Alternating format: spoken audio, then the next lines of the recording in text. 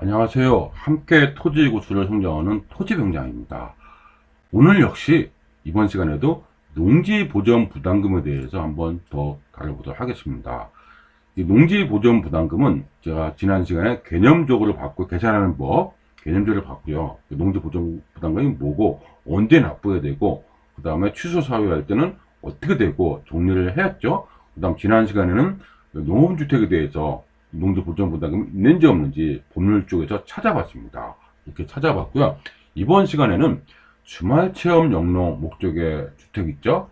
농지 보전 부담금 있을까요? 없을까요? 조금 지난 시간에 농업은 주택에 했을 때 주말 체험 영농은 다루지 않은 걸로 돼 있죠? 이렇게 있습니다. 근데 요거를 의외로 많이 물어봅니다. 이것도 정확하게 우리가 알아볼 필요가 있겠다 싶습니다. 이렇게 보시면 되겠고요. 하나씩 보도록 하면 다른 내용도 포스팅되어 있고, 이거는 이미 강의로 영상으로 준비를 했습니다. 농업인에 대해서 대충 작용을 했었죠. 여기까지 봤고요. 주말 체험 영농과 농지 보전 부담금에 대한 부분도 실무적으로 많이 혼동이 있습니다. 주말 체험 영농입니다. 작용이 아니죠. 영농이라는 건 뭡니까? 그러니까 농업인이 아닌 상태, 비농업인 상태에서 농사를 짓는 겁니다. 아래 내용은 있는데 이 감면 기준입니다. 이걸 막상 찾으려면 잘 안 보여요. 주말 체험인 거지 잘 안 보입니다. 왜? 법에 없기 때문에. 농지법이 없어요. 그래서 따로 인터넷상에서 찾아보려면 어떻게 찾아야 되냐면 요 제목을 찾아야 돼요. 요 제목 뭐라고 되십니까? 주말 체험 영농 주택 부지로 농지를 전용하는 경우 농지 보전 부담금 감면 기준 이렇게 되어 있습니다. 이게 언제 시행됐습니까? 15년 8월 17일입니다. 10년간 개정이 있다 없다 없었습니다. 이 그대로입니다. 지금까지 현재까지 그대로 유효한다는 거죠. 주말 체험 영농 주택 부지로 농지를 정원하는 경우 농지 보전 부담금 감면 기준 이렇게 딱 나와 있습니다. 그래서 이렇게 이걸 찾아야 되는 거죠. 이렇게 보시면 이제 보면은 뭐라고 되냐면 농지법 제28조에 따른 농업기능지역 밖에 농진구 농거구죠. 맞죠? 농업기능지역 밖에, 그러니까 이 농업기능구역 말고 농업보호구역 말고 밖에 읍면에, 동은 아니네요. 동은 아니죠. 읍면에 관할구역 안에 있는 농지로서 다음에 해당하지 아니하는 농지. 그러니까 동이 또 아니네요. 동은 아니죠. 무슨 동이 있을 거 아닙니까? 거기 빼고, 그러니까 이제 읍면 에 관할구역은 농지, 농업진흥구역과 농업보호구역도 아니네요. 동도 아니고 읍면에 관할지가 아닌 농지에서 다음에 또 세 가지가 있죠. 이 세 가지가 아닌 거, 이게 1번입니다. 그래서 아니한 농지죠. 그럼 뭡니까? 도시적 안의 농지. 그럼 주상공죠. 주상공. 도시적 녹은 있습니까? 녹도 마찬가지겠죠. 주상공로. 도시적 안의 농지라고 했으니까. 그 다음에 비도시적은 계획관리죠. 그 다음에 개발 목적의 지역지구 단지 안의 농지, 지구단위 계획구라든지 도시개발 사업이라든지 이런 거 있죠. 이런 농지는 여기다가 이제 아니하는 농지가 있습니까? 감면 기준이니까. 여기에 해당되면 감면하지 않는다는 거죠. 주말 체험 영농부터는 그럼 뭡니까? 생산 관리죠, 보전 관리죠, 농림, 자연환경 보전죠. 이런 지역에다가 하는 것이 감면된다는 거네요. 이해됐습니까?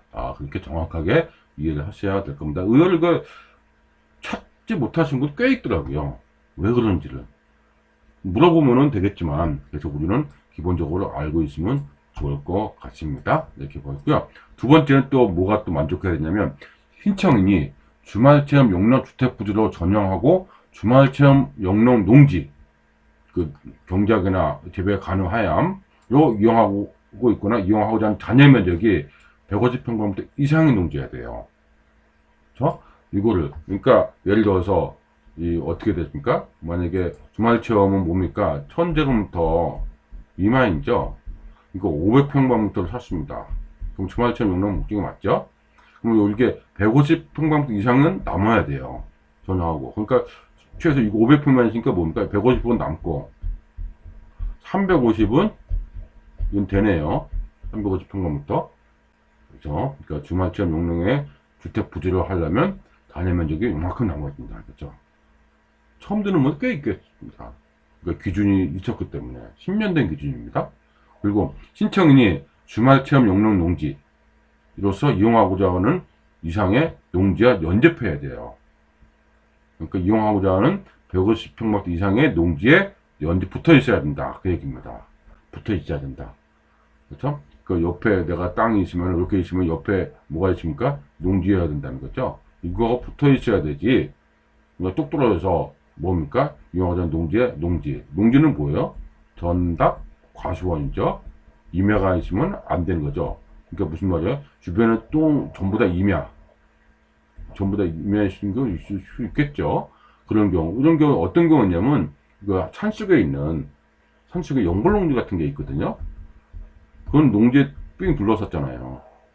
주말 체험을 할 수도 있겠죠. 근데 그렇게 하는 건 안 된다고 했습니다. 어떤 경우 농지에 연접한 농지자가 되어 있습니다. 연접한 농지가 되어 있습니다. 이 세 가지 요건을 전부 만족해야 뭐 할 수 있다고요? 주말 체험 영농 부지로, 주택 부지로, 주말 체험 영농 주택 부지로 쓸 수가 있는 거예요. 이해했죠?